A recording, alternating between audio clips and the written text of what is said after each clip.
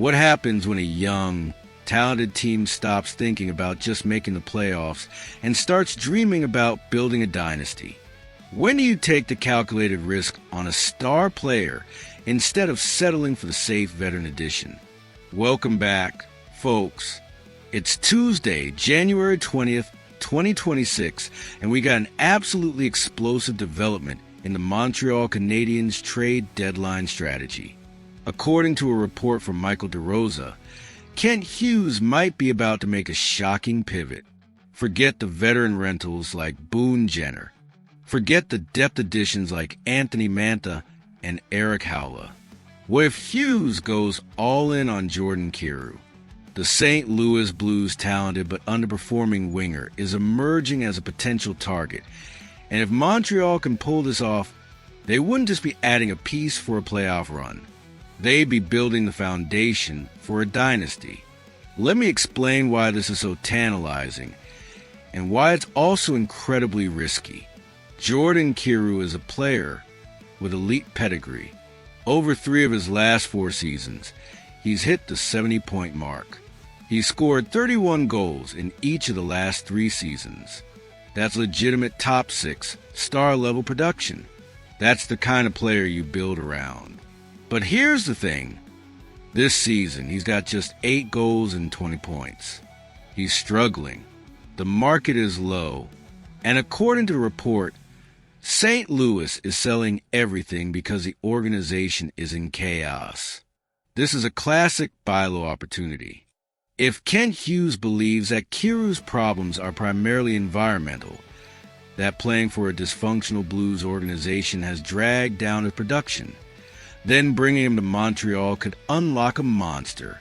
He could come to the Canadiens, play alongside Nick Suzuki and Cole Caulfield, and suddenly rediscover the form that made him a 70-point player. And if that happens, if Kyrou bounces back, Montreal just acquired a legitimate star player at a discount. That's the dream scenario. Now let's talk about what this line would look like, because it's absolutely intoxicating to imagine. Suzuki, Caulfield, and Kyrou, the brain, the sniper, and the playmaker with elite speed. That would be one of the fastest, most skilled lines in the entire NHL. The puck movement would be incredible. The scoring chances would be endless. The power play would be absolutely devastating. The report nails it.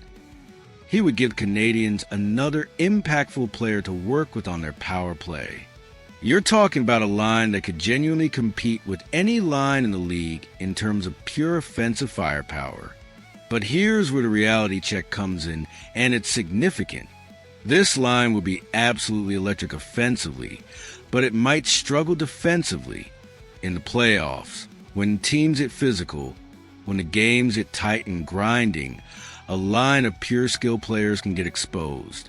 You need some grit, some physicality, some players willing to go to the dirty areas and do the unglamorous work. If Montreal goes all in on Kyrou and creates this elite offensive line, they're betting that they can win games 4-3 instead of 3-1. They're betting that the young defense and goaltending can hold up under pressure. They're betting that they don't need a Boone Jenner or a Blake Coleman to compete in the playoffs. That's a big bet. Now, let's talk about the contract situation, because this is where things get really complicated. Kyrou is signed through 2031 at $8.15 million per year. That's not just expensive. That's a long-term commitment to a player who's currently underperforming. If this trade goes wrong, if Kyrou doesn't bounce back, if he continues to struggle the way he has this season, Montreal is stuck with him for 5 more years. That's cap space you can't use elsewhere. That's a roster spot occupied by a player who's not performing at the level you expected. That's potentially a franchise-altering mistake. And there's another complication. Kyrou has a full no-trade clause. He controls where he goes. Montreal can't just acquire him and hope he fits.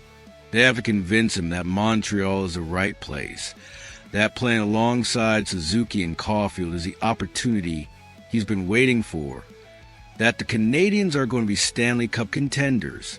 The report mentions that Toronto is also interested in Kyrou, partly because of the connection with head coach Craig Berube. So Montreal will be competing with the Leafs for his services. They'd have to sell him on the vision, on the young core, on the belief that Montreal is the better destination. That's a tough sell when Toronto is already an established playoff team with a proven core. So here's the fundamental question Kent Hughes has to answer. Is this the right move for where Montreal is in their development? Boone Jenner is the safe choice.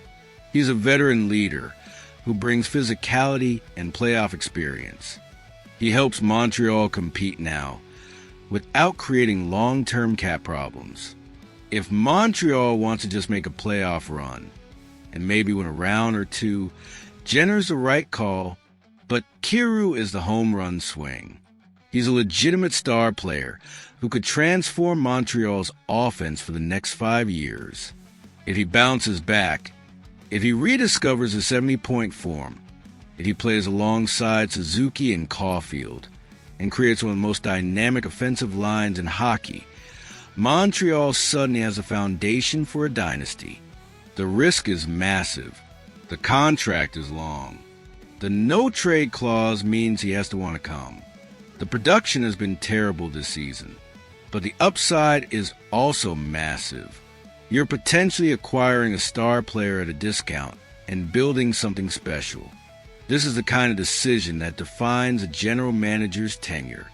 If it works, Hughes is a genius who saw the opportunity and had the courage to pull the trigger.